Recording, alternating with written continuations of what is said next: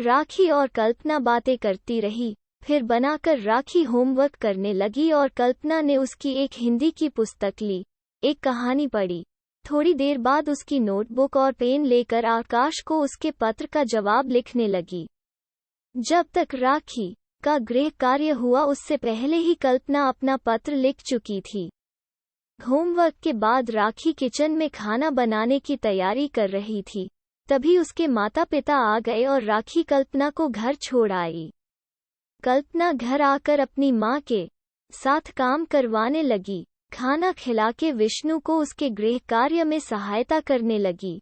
माँ ने कल्पना को विष्णु के साथ पढ़ता देख प्राइवेट परीक्षा दिलवाने का विचार किया।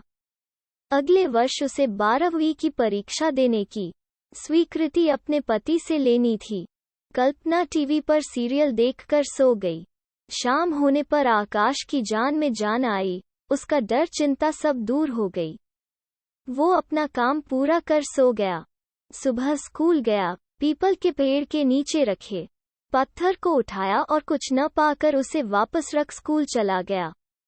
दोपहर बाद छुट्टी होने पर आया और एक बार पुनः उस पत्थर को उठाकर देखा तो एक कागज मिला। पत्थर को वापस रख कागज को जेब में रख अपने घर चला गया। घर जाकर होमवर्क करने लगा तो माँ ने टोका, खाना भी नहीं खाया और पढ़ने बैठ गया। आकाश बस अभी खा लूंगा माँ, थोड़ा सा ही काम है। काम क्या था? उसे तो कल्पना का जवाब पढ़ना था। आकाश, तुमने मुझे पत्र लिखा, उसे पढ़कर अच्छा तो लगा लेकिन डर भी बहुत लगा। मेरे घर में इस तरह का पत्र किसी ने देख लिया तो घर वाले मुझे बहुत मारेंगे। बड़ी मुश्किल से उसे पढ़ा और लिख भी दिया। अब कभी पत्र लिखने की कोशिश मत करना। अभी तुम्हारी उम्र पढ़ने की है, प्यार मोहब्बत की नहीं। पढ़ लिख कर काबिल बन जाओ, तब इस प्रकार अपना जीवन साथी चुनना। कल्पना आकाश ने पढ़ते ही माथे पर हाथ मारा। धत तेरे की। माँ ने उसे बड़बड़ाते सुना और बोली, क्या हुआ? आकाश, कुछ नहीं मम्मी जी। सवाल देख रहा था। सरल सा सवाल था, फिर भी गलत उत्तर लिख दिया। मम्मी खाना दे दो। आकाश ने भोजन किया और खेलने निकल गया। शाम को पढ़ने बैठा तो कल्पना की फिर पत्र लिखने लग गया। प्रिय कल्पना, तुम्हारे उपदेश पढ़कर बहुत अच्छा लगा। 18 वर्ष की आयु में ही तुम इतने अच्छे उपदेश लिख लेती हो। तुम्हें तो किसी तीर्थ स्थान पर बैठकर प्रवचन देने चाहिए। अरे, मन को समझाना बहुत मुश्किल होता है। तुम्हें उस दिन देखा तो मन में कुछ अजीब सा अनुभव हो रहा था। कई दिन से बेचैनी थी, इसलिए तुम्हें पत्र लिख दिया। तुम इतनी सुंदर हो कि पढ़ाई में मन ही नहीं लगता है। पाठ याद करने की बजाय तुम्हें याद करने लगता हूँ। शनिवार को स्कूल से जल्दी आ जाऊंगा, इसलिए अपने खेत पर ही मिलना। आकाश ने पत्र को अपनी एक पुस्तक में रख दिया और पढ़ने लगा, फिर सो गया।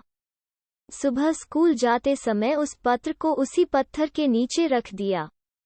दिन में कल्पना ने उसे पढ़ा और मुस्कुराते हुए वापस वहीं रख दिया। छुट्टी के बाद आकाश ने उस पत्थर को उठाया, कागज देखा और कल्पना का जवाब समझकर चुपचाप जेब में रखा। घर तक का सब्र नहीं हुआ। रास्ते में ही उसे खोला तो स्वयं द्वारा पत्र उसके हाथ में था। आकाश ने सोचा कि कल्पना आज आई नहीं होगी। आकाश घर पहुंचा और खाना खाकर पढ़ने बैठ गया। दूसरे दिन फिर उसी पत्र को निर्धारित स्थान पर रख आया। कल्पना खेत पर आई, उस कागज को खोला और पढ़ा हुआ था ही इसलिए वहीं रख दिया। शुक्रवार तक उसी पत्र को दोनों एक एक बार देख जाते। शनिवार को आकाश आधी छुट्टी से ही आ गया और उस झोपड़ी में जाकर एक चारपाई पर लेट गया। कल्पना आई और धीरे से उसकी आंखों पर हाथ रख दिए। आकाश ने बिना देखे ही महसूस कर लिया कि कल्पना ही होगी। आकाश, कौन है? कल्पना, सोचो। आकाश ने उसके हाथ हटाकर बोला, बिना सोचे ही बता दूंगा कि जिसकी कल्पनाओं में खोया हुआ था वही कल्पना की कल्पना हो। कल्पना, अरे वाह, आप तो बहुत ज्ञानी हो। आकाश, ज्ञानी नहीं। कल्पना, तो? आकाश, दिल से पहचानने वाला ज्ञानी नहीं, पागल होता है। कल्पना, तो तुम पागल हो। आकाश, हाँ, किसी के प्यार में पागल। कल्पना जरा हम भी तो सुने, कौन है वो पागल जिसके प्यार में एक पागल पागल हो रहा है। आकाश, 2 पागल एक साथ तो हैं। कल्पना शर्मा कर भाग गई और चारा काटने लगी। आकाश उस झोपड़ी में बैठा उसे प्यार भरी नजरों से देख रहा था।